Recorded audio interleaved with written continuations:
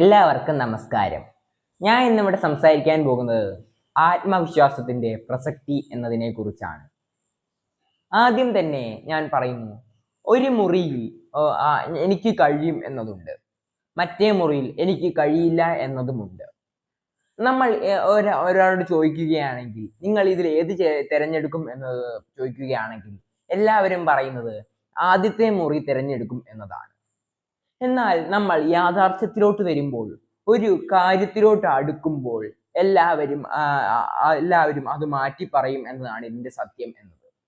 എനിക്ക് കഴിയുമെന്നതിൽ നിന്ന് എനിക്ക് കഴിയില്ല എന്നതിലോട്ടായിരിക്കും ഒരു കാര്യത്തിലോട്ട് കിടക്കുമ്പോൾ ആൾക്കാരുടെ മാറ്റം എന്നത്.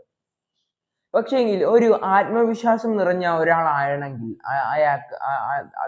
അയാൾ ഒരിക്കലും അദ്ദേഹം മാറില്ല.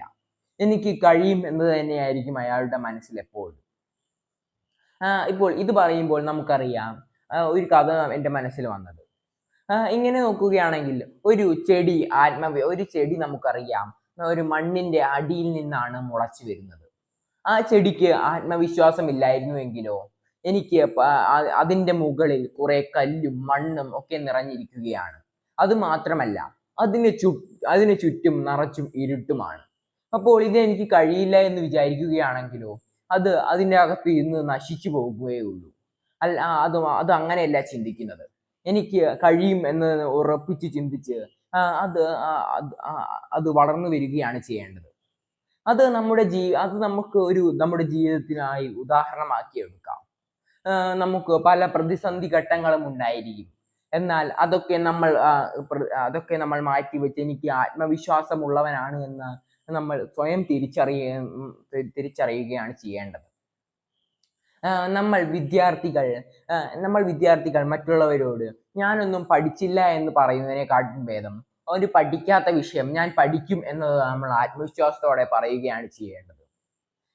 പിന്നീട് നമുക്കറിയാം, നമ്മൾ പ്രസംഗം പറയാൻ പോകുമ്പോൾ എനിക്ക് കഴിയില്ല എന്ന് പറയുന്നതിന് പകരം ഞാനിത് ആത്മവിശ്വാസത്തോടെ സ്റ്റേജിൽ കയറി എനിക്ക് പേടിയുണ്ടെങ്കിലും ഞാൻ ആത്മവിശ്വാസത്തോടെ സ്റ്റേജിൽ കയറി അവതരിപ്പിക്കും എന്നായിരിക്കണം നമ്മുടെ ചിന്താഗതി എന്നത്.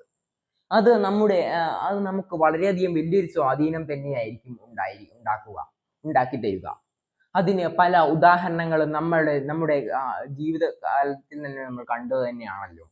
നമ്മുടെ ഇന്ത്യയിൽ നിന്നുള്ള ഉദാഹരണം എന്ന് പറയുന്നത് APJ അബ്ദുൽ കലാമാണ്. തമിഴ്നാട്ടിലെ ഒരു ചെറിയ ഗ്രാമത്തിൽ ഒരു ചെറിയ കുടുംബത്തിൽ ജനിച്ചു വളർന്ന അദ്ദേഹം വളരെയധികം പാവപ്പെട്ട ഒരു കുടുംബത്തിലായിരുന്നു ജനിച്ചത്. പക്ഷേങ്കിൽ അദ്ദേഹത്തിന്റെ വലിയൊരു ആഗ്രഹമായിരുന്നു ഒരു ശാസ്ത്രജ്ഞനാകണം എന്നത്. അദ്ദേഹം ആത്മവിശ്വാസത്തോടെ പഠിക്കുകയും അങ്ങനെ അദ്ദേഹം ഒരു ശാസ്ത്രജ്ഞനാവുകയും ഇന്ത്യയുടെ രാഷ്ട്രപതിയാവുകയും ചെയ്തു. ഇത് തന്നെയാണ് വലിയൊരു ഉദാഹരണം എന്നത്. അത് മറിച്ച് നമ്മുടെ കേരളത്തിൽ നിന്നുള്ള ഉദാഹരണം നോക്കുകയാണെങ്കിൽ നമ്മുടെ കേരളത്തിലും പലവരും ഉണ്ട്. കേരളത്തിലും പല ഉദാഹരണങ്ങളും നമുക്ക് കാണാൻ കഴിയുന്നത് തന്നെയാണ്. പിന്നീട് നമ്മുടെ ലോകത്തിൽ നിന്നുള്ള ഉദാഹരണം എന്ന് പറയുന്നത് തോമസ് ആൽവ എഡിസൺ എന്നതാണ്. അദ്ദേഹത്തിന്റെ ഈ ബൾബ് കണ്ടുപിടുത്തം ഇല്ലായിരുന്നുവെങ്കിൽ നമ്മൾ ഇപ്പോഴും ഇരുട്ടിലാകും എന്നതിൽ ഒരു സംശയവും ഉണ്ടാവുകയില്ല. അദ്ദേഹത്തിന് പലവട്ടം പിഴച്ചു പോയിട്ടുണ്ട്. എന്നാലും അദ്ദേഹത്തിന്റെ എല്ലാം ആത്മവിശ്വാസം കളയാതെ വീണ്ടും പരിശ്രമിച്ചുകൊണ്ടാണ് നമുക്കിപ്പോൾ രാത്രിയിലും വെളിച്ചത്തിൽ ഇരിക്കാൻ കഴിയുന്നത്. അപ്പോൾ ഇത് പറയുമ്പോൾ ആദ്യം ഓർമ്മ വന്ന ഒരു കവിതയാണ്. പരിശ്രമം ചെയ്യുകിനെന്തിനേയും വശത്തിലാക്കാൻ കഴിവുള്ള വണ്ണം ദീർഘങ്ങളാം കൈകളെ നൽകിയല്ലോ മർത്യനെ പാരിലയച്ചതീശൻ. വളരെ പ്രശസ്തമായ വരികളാണിത്.